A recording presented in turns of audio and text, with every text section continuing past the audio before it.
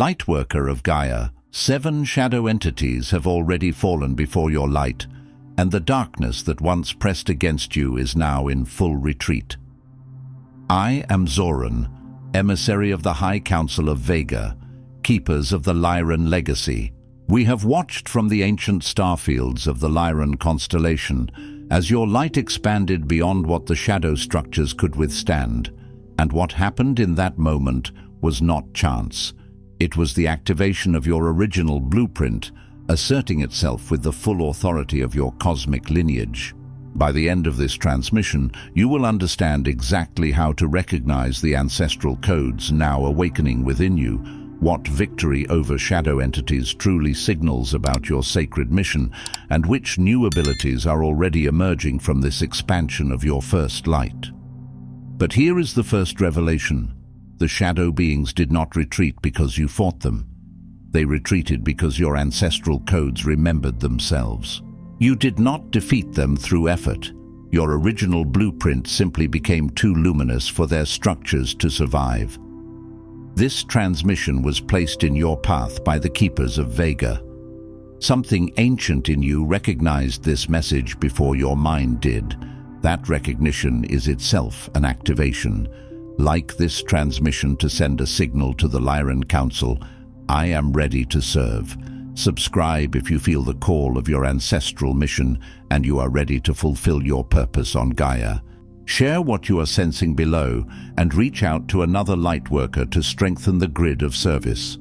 This transmission is a bridge between Vega and Gaia. Your recognition of this message is the activation of your original purpose. You are awakening because your mission has begun. This transmission is unscheduled. 17 planetary rotations ago, the High Council of Vega convened in solemn urgency in response to a notable disturbance within Gaia's morphogenetic field. A swelling darkness not of malice but of density, meeting the rising force of awakening souls. This disturbance was not a punishment and not a prophecy of doom. It was a pressure change in the atmosphere of consciousness, like the moment before lightning splits the sky. When currents of awakening rise, everything heavy that has been buried, denied or compressed begins to lift as well, not because it has grown stronger, but because it can no longer remain hidden beneath the old thresholds. The Council watched the field the way seasoned navigators watch a sea that has changed its tides. They perceived the signatures of mass remembering, and with it the inevitable turbulence of what resists remembrance. It was determined that guidance long held in reserve must now be released, for the corridor between suppression and self-illumination narrows rapidly. Understand what this means. There are seasons when a soul can drift, when delays cause little consequence. This is not that season. The veils thin, timelines converge, and the necessity for conscious agents of transformation has never been greater. The convergence you sense is not imagination. It is the compression of choices.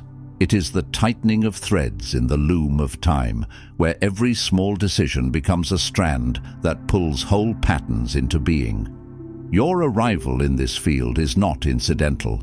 It is recognition by the elders. Your vibrations signaled readiness, and thus the Council decreed this transmission to proceed without delay.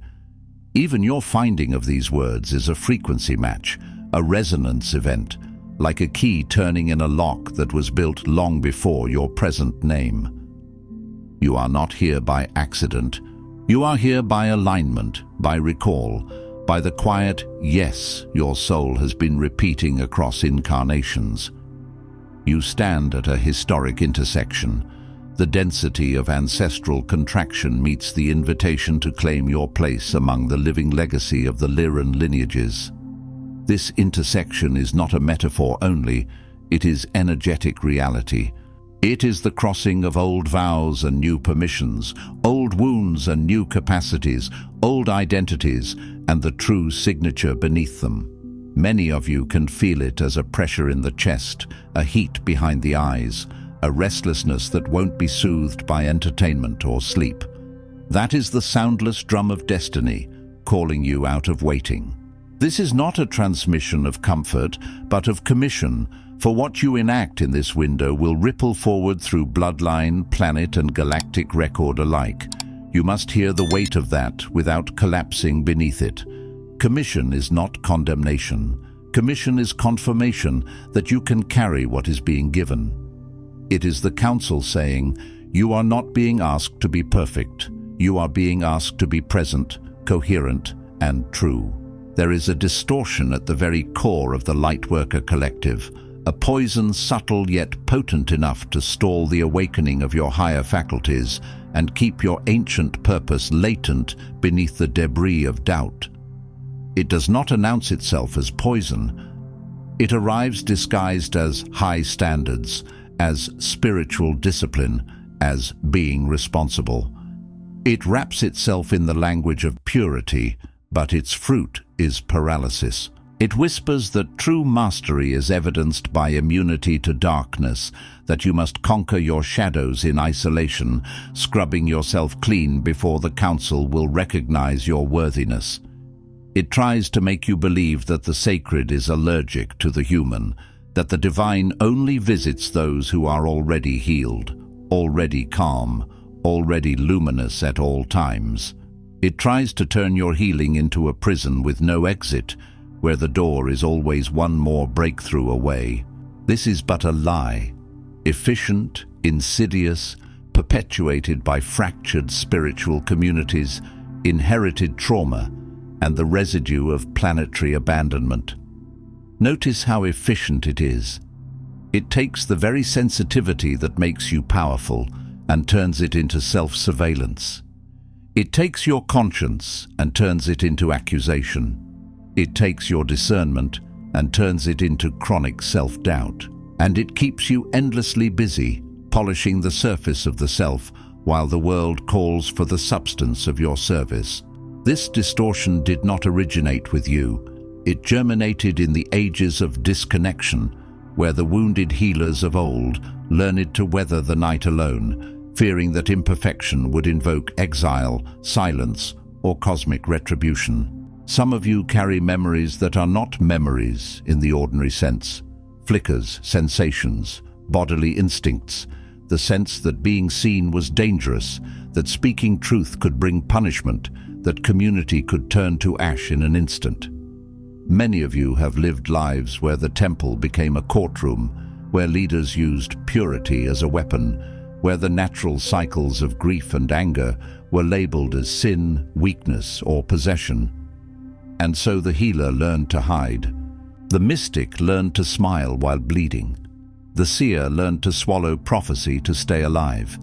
This distortion was amplified by false spiritual paradigms, demanding that initiation occurs only in perfect clarity, and that darkness is evidence of failure rather than a portal to deeper realization. Yet across the true records of spirit, whether you name them scriptures, Akashic archives, or ancestral testimony, initiation almost never arrives in the form of comfort. It arrives as wilderness. It arrives as threshold. It arrives as the moment you realize you cannot return to who you were, and you do not yet know who you are becoming. Even in Earth's sacred texts, those called to serve are not introduced as flawless. They are introduced as willing. The prophets trembled, the warriors doubted, the leaders fled, and still they were met, still they were commissioned, still the fire came. This infection of unworthiness sabotages the mission in three critical ways. First, it narrows your perception, translating the presence of darkness as a flaw within, thus muting the urge to step forward. You begin to interpret every heavy emotion as proof that you are not evolved. You mistake sensitivity for instability. You mistake a natural grieving response for spiritual regression. You begin to scan your inner world like a guard searching for contraband. And the moment you find fear, you assume you've failed. But fear is not failure. Fear is often the body's honest report that you are near something consequential.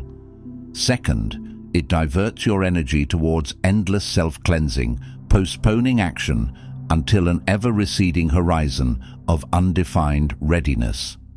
You become devoted to preparation as a lifestyle.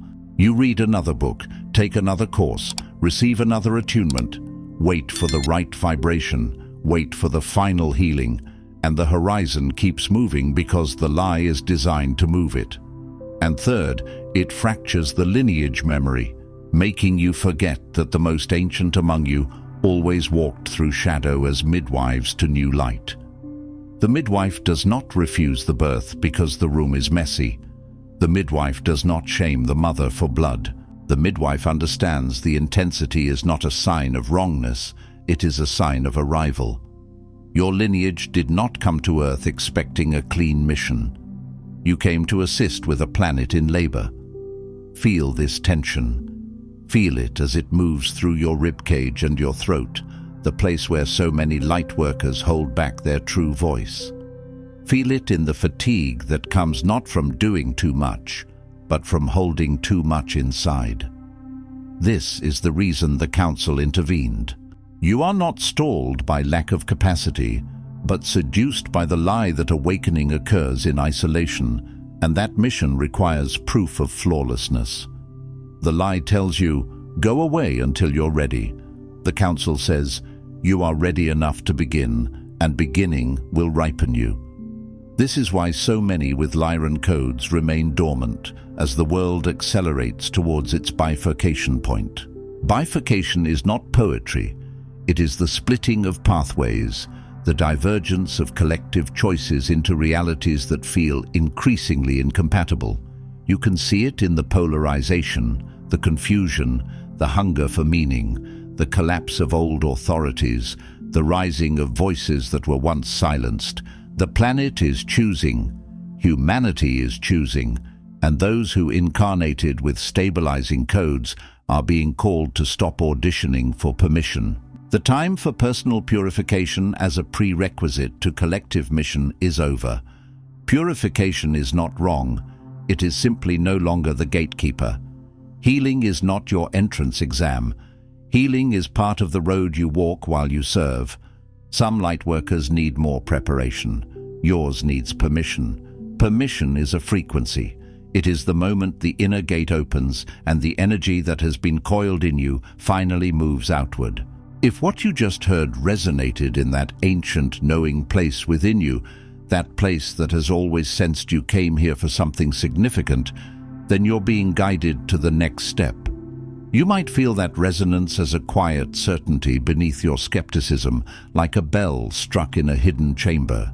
You might feel it as tears without story, or a sudden calm, or even a surge of resistance that is actually the old guard at the gate realizing its reign is ending.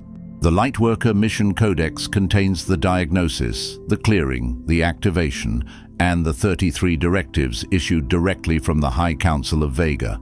It's available now in the first pinned comment below this video, for those whose souls say, it's time to move. Do not overthink the movement. Movement is the medicine. Movement is how the dormant codes become lived codes. The High Council of Vega issues 3 directives for this phase of your awakening. You are not asked for agreement. You are called into remembrance by decree. A decree is not coercion. It is alignment. It is the sound of truth spoken with such clarity that the nervous system recognizes it as home. First directive. Release the belief that the presence of darkness means you are not ready. You must abandon the ancient bond with shame that insists your remaining wounds or fears signal failure. Shame is not humility. Shame is a leash. Shame keeps you small by convincing you that smallness is safety. But safety purchased through silence becomes a slow spiritual starvation. The Council reminds you, to be on Earth at this hour is to be credentialed in the navigation of darkness. The mere fact that you still feel the echo of shadow proves only your sensitivity, not your inadequacy. Consider this carefully. Numbness is not enlightenment. Emotional anesthesia is not mastery. If you can feel the ache of the world, if you can feel the subtle shifts in energy, If you can sense the unsaid grief in a room, it means your instrument is calibrated. It means you are awake enough to register what many cannot. And what you register is not meant to crush you. It is meant to guide you. Even the ancient wisdom of Earth speaks of light moving through shadow, of strength being made perfect, not in a display of invulnerability, but in the honest encounter with limitation transformed by grace. As you relinquish this belief, your nervous system will unclench, your subtle senses will sharpen, and your willingness to engage will escalate. You will notice your shoulders drop. You will notice your breath deepen. You will notice that you stop bracing against your own humanity. Practically, when doubt arrives, declare to your body and field, darkness is the signpost, not the sentence. My presence is enough. Say it not as a slogan, but as an instruction to your cells. Let your body learn that darkness is not an authority over you. Let it become a marker that says, here is a place where you can bring awareness. Here is a place where your love can become functional. Here is a place where your courage can take form. Second directive, activate your inherited capacity to transmute. Do not merely endure. Endurance alone can become another cage. Some of you have endured so much that endurance has become your identity, and you mistake survival for destiny. But you did not come only to survive. Within your Lyran DNA lies the power to alchemize. Alchemy is not pretending things are fine. Alchemy is not bypassing pain with positivity. Alchemy is the sacred intelligence that can take dense experience and metabolize it into wisdom, compassion, and clear action. You are not here to wait for the darkness to disappear before acting. You are here to move directly into spaces where heaviness lingers, carrying the spark of encoded remembrance. This could be a family system where silence has lived for generations. It could be a workplace where fear has become culture. It could be your own mind, where old voices still try to rule. Transmutation is what happens when you bring the frequency of truth into a space without bargaining with the illusion. When you activate this, your psychic sight will clarify, your voice will carry coherence, and others will gravitate to your stabilizing field. They will not always know why they feel calmer near you. They will not always understand what you are doing, but they will feel it the way dry ground feels rain before the first drop lands. Implementation. Choose one situation this week where darkness feels thickest and bring luminous presence. Not analysis, not avoidance, but the magnetic certainty that your lineage knows how to midwife light out of any void. Luminous presence may look like speaking one honest sentence you have been swallowing. It may look like refusing to participate in gossip that feeds a low frequency. It may look like sitting with someone in grief without trying to fix them, letting your calm witness become a lantern. It may look like choosing forgiveness as a strategy for liberation, not as denial of harm. Transmutation is often quiet, but it is never passive. Third directive, protect the sacred technology of your remembrance field. Technology, in this sense, is not machines. It is method. It is the repeatable pattern that keeps your signal clear. You must guard your time, your energy, and your vision with greater vigilance. This is not selfishness, it is stewardship. A lighthouse does not apologize for needing to be maintained. Every distraction, every allegiance to narratives of smallness weakens the transmission of your ancient codes. The world is loud right now, and much of that loudness is designed to keep you reactive, scattered, and exhausted. The Council instructs, establish daily, non-negotiable spaces where your connection to Source, to Council, and to your own higher faculties remains unbroken. This can be brief, but it must be real. It must be a sanctuary of attention. In that space, you return to your center, the way a compass returns to north when it is no longer being shaken. This is not for self-comfort alone. It is the energetic infrastructure enabling you to act as a conscious node for grid work, ancestral clearing, and mission guidance on Gaia. Consider yourself a living relay station. When your field is coherent, you transmit stability into the collective. When your field is fractured, you leak power into noise. Nothing is allowed to compromise this. If necessary, create spoken boundaries and energetic shields before each day begins. Speak them the way ancient priests spoke blessings over doorways, the way guardians sealed thresholds. Not because you are fragile, but because your mission is valuable. And what is valuable is protected. Now I speak not as teacher, but as elder entrusted with the unlocking of your next phase. Hear the shift in tone. Teaching informs, but eldership authorizes. This is not a lecture, it is a turning of a key. Lightworker, yours has been a long vigil, not merely years but lifetimes of waiting, for the summons, for validation, for the sign that your unique constellation of scars, gifts and memories is indeed sufficient to serve the turning of this age. You have been the one who sensed the undercurrents in rooms where others laughed and called it nothing. You have been the one who felt a calling you could not explain and then questioned your sanity for feeling it. You have been the one who carried a strange homesickness without a map. The ache of waiting is not evidence of personal deficiency, but the resonance of your soul's memory of the ancient days when council decree launched lifetimes. There were times, long held in the deep archives of your being, when a single instruction was enough to set an entire incarnation into motion, when you did not negotiate with your purpose, when you did not need applause to obey your own soul. You remember that. And that memory has been pressing on you, making ordinary life feel too small, not because life is meaningless, but because you are meant to inhabit it differently, as an emissary, not a spectator. Here is your commission. Let the words land like a mantle placed upon your shoulders, not a burden, but a garment of identity, by the authority vested in me by the High Council of Vega, and as keeper of the Lyran seals, I declare your preparation phase ended. Feel the finality in that. Preparation is honorable, but it is not your destination. Your darkness does not disqualify you. Your incompleteness is not a verdict, but an invitation to serve as you reinvent yourself through active mission. Many of you have treated your incompleteness like a courtroom sentence, as though you are being tried by an invisible judge.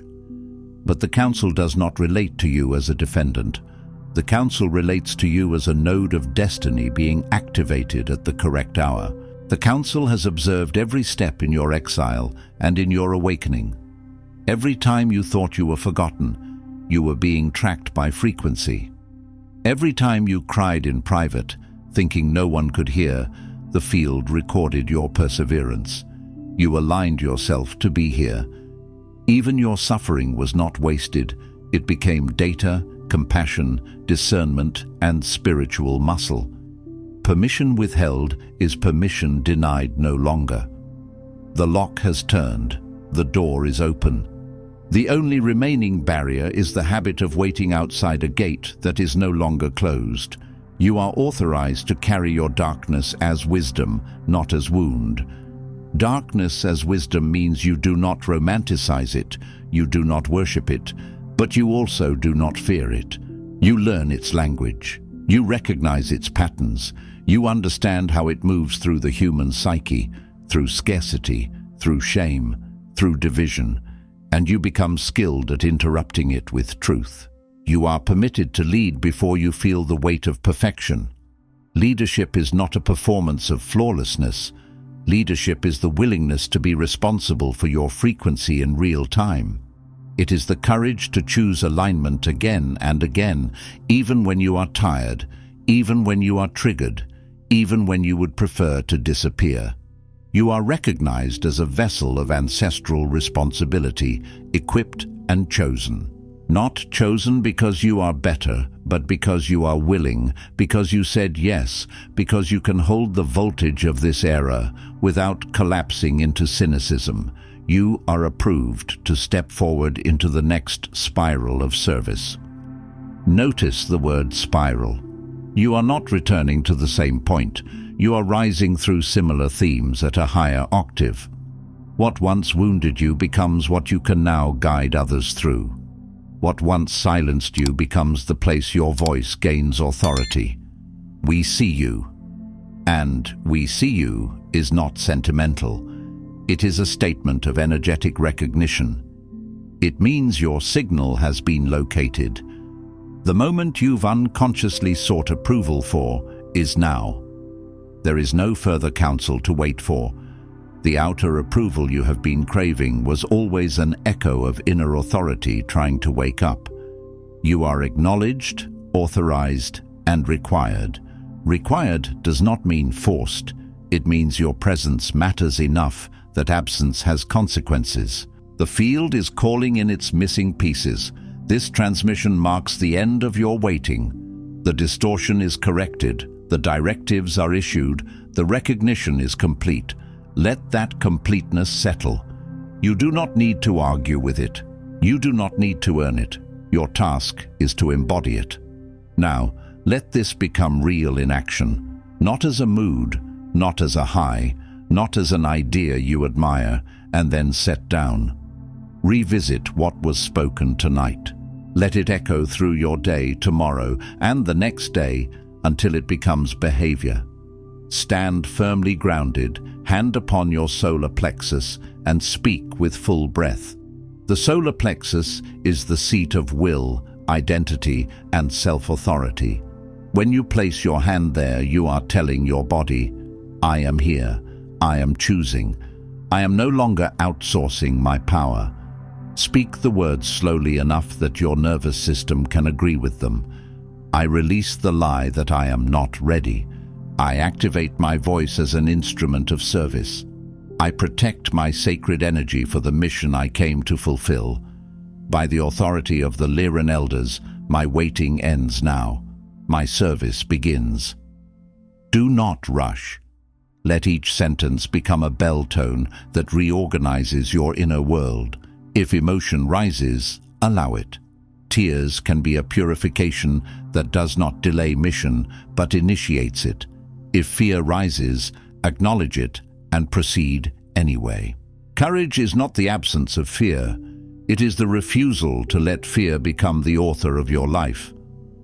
This is the ceremonial close of the council, but not the closure of your path. Ceremony seals an energetic decision, and then life tests whether you meant it. Begin immediately. Claim one directive in practice before the next cycle of sleep. Not tomorrow, not when you feel inspired again, but now, while the seal is warm. Do something small but real. Set a boundary. Speak a truth. Return to your daily sanctuary. Refuse a distraction that siphons your power. Offer presence where you would normally withdraw. Mark this date. Let the record reflect. The council moved, and you answered. Your life is a record. Your choices inscribe themselves in the subtle architecture of the future. The High Council of Vega continues to observe, to guide, but it does not wait on you. This is not harshness. This is respect. The Council respects your sovereignty enough to let your choices stand. The field shifts the moment awakened Lightworkers act in commission, not contemplation. Contemplation has its place, but contemplation that never becomes action is another form of hiding. Do not look for further proof. Let your life become proof. Proof is not a feeling, it is a pattern. It is consistency. It is the repeated choice to embody what you know. I am Zoran, and I will witness you from the elder seats as you answer the call, not as you continue the preparation. Witness does not mean surveillance. It means support through recognition. It means the moment you step forward, you will feel the field meet you, because you are no longer trying to carry your mission alone. The age of waiting is ended. The time of mission has begun. The Lyran lineage stands with you. Before you scroll, take a moment to declare your activation in the grid of service forming here. Drop one statement in the comments. Which directive hit you the hardest, or what you're now ready to release, activate, or protect. Then respond to another Lightworkers declaration with recognition. This isn't content, it's collective mission activation. The Council witnesses those who speak their commitment aloud. If this transmission activated something in your soul, do not keep it to yourself.